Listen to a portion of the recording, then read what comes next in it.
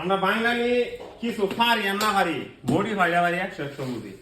কারণ এই যে দেখুন একটা জিনিস, এই যে ব্যাক হুক মানে এক্সএস আর এর মধ্যে একটা ব্যাক হুক লাগাইছি বাজার করার লাগে 100 কাজটা 100 কিন্তু এটা লাস্টিং করবো কথা নি। আর এটার মানে মানে খারাপ সাইডটা কি হইব এটা দেওয়ার দরকার নাই। বাইক যার এমন সাইড হয়ে যাগা আগে মডিফাই করে লইলাম। এই যে ধরুন হ্যাঁ এটা রে আটকানি লাগিয়া এনডে এসএস এর পাইপ নিয়ে একটা নাট দিছে।